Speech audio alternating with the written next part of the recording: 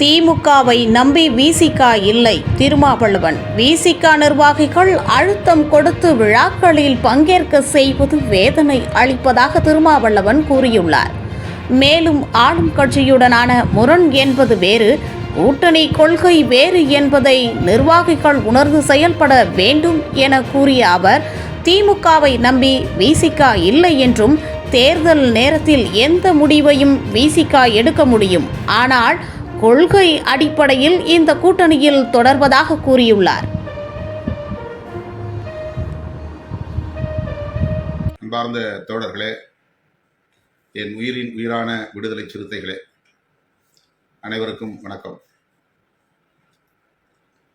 இன்னும் சிறிது நேரத்தில் நான் விமான நிலையம் செல்ல வேண்டும். அகமதாபாத் தமிழ்ச்சங்கத்தின் சார்பில் நடைபெறவுள்ள நிகழ்ச்சி ஒன்றில் இன்று மாலை பங்கேற்க இருக்கிறேன்.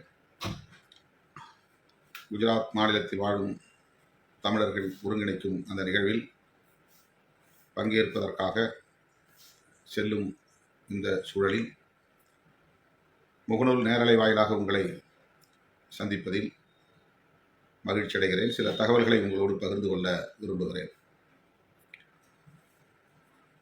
நாளை மறுநாள் 22ஆம் தேதி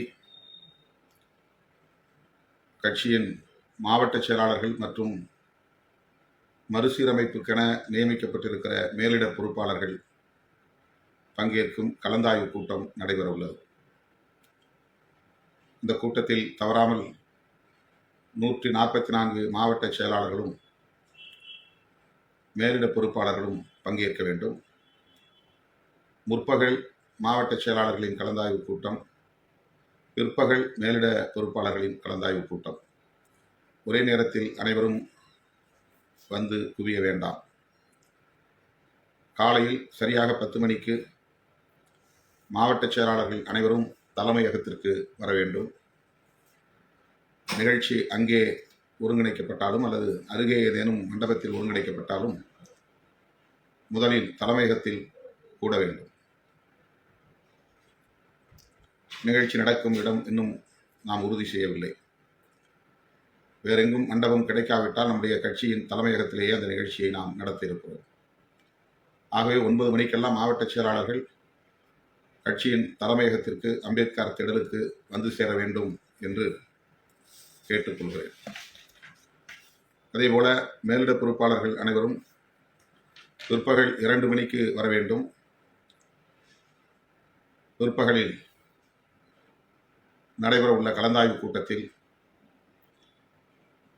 மறுசீரமைப்பு தொடர்பாக நீங்கள் சொல்ல விரும்புகிற தகவல்களோடு வர வேண்டும் அல்லது சமர்ப்பிக்க விரும்புகிற ஆவணங்களோடு வர வேண்டும்.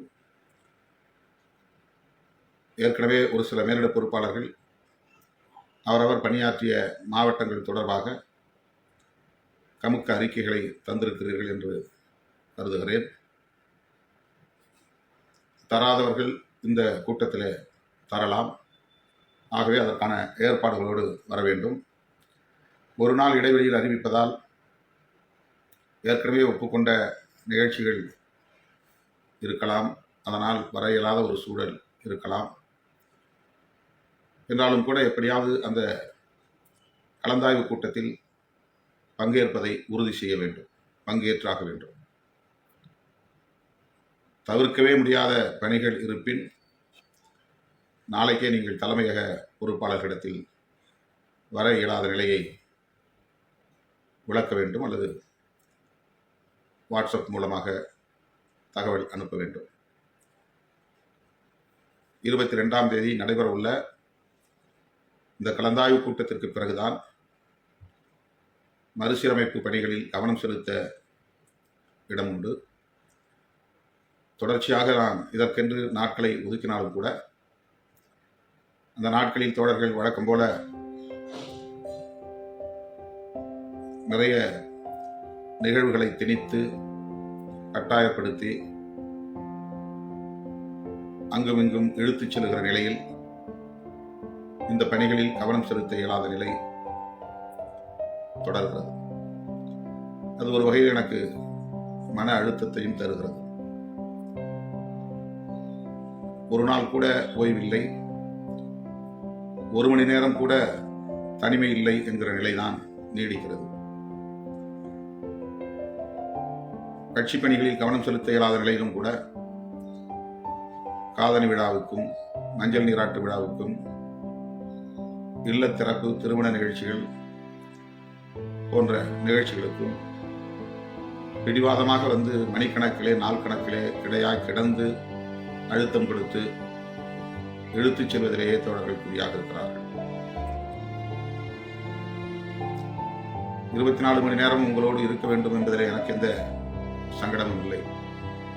ஆனால் எந்த பணிகளுக்கு முன்னுரிமை தர வேண்டும் என்பது முக்கியமானது. மறுசீரமைப்பு பணிகளுக்கென்று என்னுடைய நாட்குறிப்பேட்டில் நாள்களை குறித்து வைத்தும் கூட அதை தகர்க்கிற வகையிலே அழுத்தம் கொடுக்கிறார்கள். இப்போது கூட பல பேர் வந்து அலுவலகத்தில் காத்திருக்கிறார்கள். இன்னும் நேரம் ஆக ஆக நூற்றுக்கணக்கிலே வந்து குவிகிறார்கள். அலுவலகத்திலே போய் தலைமையகத்தில் காத்திருந்தால் 1 மணி நேரத்தில் பார்வையாளர்களை முடித்துவிடலாம் என்று ஒரு நாளும் எண்ண முடியவில்லை, நினைத்து கூட பார்க்க முடியவில்லை. 20 மணி நேரமும் பார்வையாளர்களை பார்த்துக் கொண்டே இருக்கக்கூடிய அளவுக்கான ஒரு சூழல் தான் நீடிக்கிறது. இதனை பலமுறை நான் நேரலை வாயிலாக உங்களோடு பேசியிருக்கிறேன். இதில் உள்ள சிக்கல்களையும் எடுத்து வைத்திருக்கிறேன். காதணி விழா, மஞ்சள் நீராட்டு விழா, திருமண விழா போன்றவற்றுக்கு அழைப்பதை நிறுத்துங்கள். கட்சியில் உள்ள அடுத்த நிலையில் இருக்கிற முன்னணி தோழர்களை, மூத்த பொறுப்பாளர்களை அழைத்து செல்லுங்கள் என்று பலமுறை வேண்டுகோள் விடுத்தும் அதனை பின்பற்ற தவறும் நிலை கடும் அழுத்தத்தை தருகிறது. எனவே இயக்கத் தோழர்கள் பிறந்த நாள் கொண்டாட்டம் என்ற பெயரில் ஒவ்வொரு நாளும் 10க்கும் மேற்பட்டவர்கள் நள்ளிரவு 12 மணிக்கு வந்து காத்து கிடக்கிறார்கள். நீங்களே அதை புரிந்து கொள்ள வேண்டும்.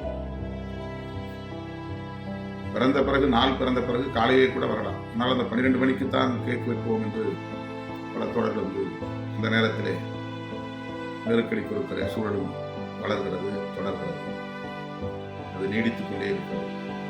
இயக்கத் தோழர்கள் இவற்றையெல்லாம் புரிந்து ஒத்துழைக்க வேண்டும். என்னுடைய உடல் நலனுக்காக கூட நான் கேட்கவில்லை, கட்சி பணிகளுக்காக கேட்கிறேன். செய்ய வேண்டிய வேலைக்கு, எந்த வேலைக்கு முன்னுரிமை தருவது என்பதுதான் வெற்றிக்கு மிக முக்கியமானதாகும்.